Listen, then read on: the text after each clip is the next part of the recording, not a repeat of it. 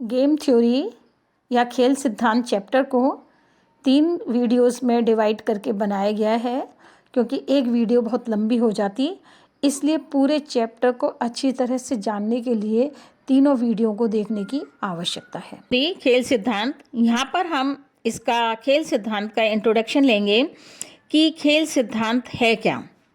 अल्पाधिकार oligopoly के अंतर्गत अल्पाधिकारी अपने लाभों को अधिकतम करना चाहता है, परंतु कुछ ऐसे भी सिद्धांत हैं जो अधिकतम लाभ के स्थान पर अन्य उद्देश्यों को ध्यान में रखकर कीमत तथा उत्पादन का निर्धारण करते हैं।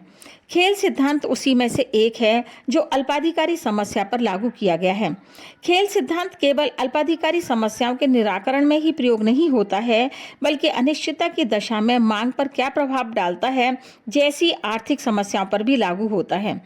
इसके अलावा व्यापार, प्रशासन, समाजशास्त्र, मनोविज्ञान, राजनीति विज्ञान, सेना नियोजन आदि से संबंधित समस्याओं को दूर करने के लिए भी खेल सिद्धांत महत्वपूर्ण है। प्रमुख रूप से यह सिद्धांत बताता है कि उस व्यक्ति के लिए कार्य करने की युक्ति युक्त अथवा विवेकशील विधि कौन सी है, जिसके सामने ऐसी स्थिति हो जिसका समाधान केवल उसकी अपनी क्रियाओं पर ही नहीं बल्कि दूसरों की क्रियाओं पर भी निर्भर है, तथा दूसरों के लिए भी ऐसी ही विवेकशील कार्यविधि चुनने की आवश्यकता है। सर्वप्रथम प्रोफेसर न्यूमैन तथा मार्गस्टन ने 1944 में प्रकाशित अपनी महत्वपूर्ण पुस्तक theory of games and economic behaviour में खेल सिद्धांत को बताया। इसका प्रतिपादन द्वैधाधिकार यानी ड्यूलोपॉली, अल्पाधिकार ओलिगोपॉली की समस्याओं को हल खोजने के लिए किया गया था।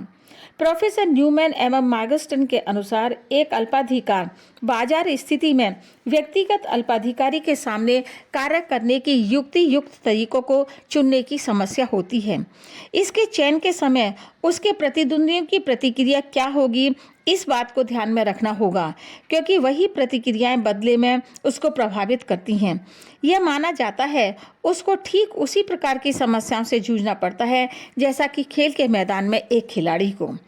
खेल सिद्धांत इस धारणा पर आधारित है कि प्रत्येक खिलाड़ी को उस स्थिति का सामना करना पड़ता है जिसका परिणाम केवल उसकी अपनी योजनाओं पर ही निर्भर नहीं अपितु विरोधी की योजनाओं पर भी निर्भर करता है।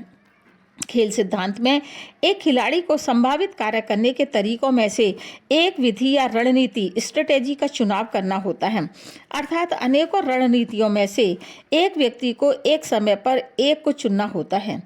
अल्पाधिकार की स्थिति में विभिन्न वैकल्पिक प्राविधियां अल्टरनेटिव स्ट्रेटेजी जैसे कीमत में परिवर्तन, उत्पादन मात्रा में परिवर्तन, विज्ञापन व्यय में वृद्धि तथा उत्पादन में विभिन्नता लाना आदि।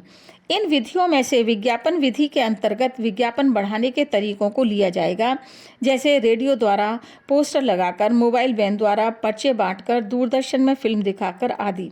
ठीक उसी प्रकार उत्पादन में भी विभिन्नता लाने के लिए उत्पादन पदार्थों का चयन किस प्रकार करें जिससे उत्पादन अलग प्रकार का हो सके, जैसे वस्तु का रंग, आकार, प्रकार, पैकिंग वस्तु की, किस्म वस्तु की, खुशबू तथा फ्री गिफ्ट आदि की स्थितियों में परिवर्तन किया जाए।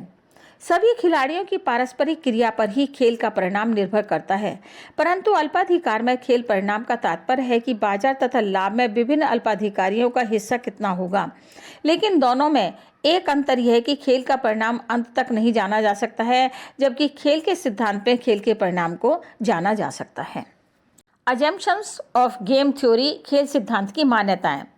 नंबर 1, इस सिद्धांत की मान्यता है कि प्रत्येक दूसरी फर्म को तरकीबों का ज्ञान होता है और उसके आधार पर एक संभव हल करने के लिए कूट युक्ति आधारक पे ऑफ मैट्रिक्स का निर्माण कर सकती है, परंतु यह मान्यता अवास्तविक मानी जाती है।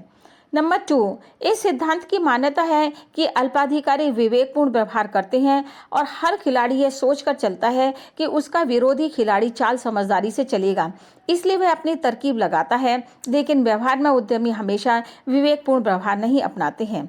3, एक प्रतिद्वंदी द्वारा दूसरे के विरोध में अपनाई जाने वाली विभिन्न तरकीबें विचारों की अनंत श्रृंखलाओं को जन्म देती हैं, जो निश्चित ही अवास्तविक हैं। धीरे धीरे तरकीबों की एक अनंत श्रृंखला बन जाती है। 4, 2 से अधिक व्यक्ति होने पर यह सिद्धांत बहुत कठिन हो जाता है और 4 या उससे अधिक खिलाड़ी पर क्या होगा इसके विषय में यह सिद्धांत कुछ भी स्पष्ट नहीं करता है। 5. न्यूनतम अधिकतम नियम जो स्थिर राशि खेल का हल होता है, यह मानकर चलता है कि प्रत्येक खिलाड़ी सबसे बुरी स्थिति का सर्वोत्तम प्रयोग करता है. 6. अधिकांशतः उद्यमी व्यापार में गोपनीयता रखना चाहते हैं तथा अनिश्चितता की स्थिति पैदा नहीं करते हैं.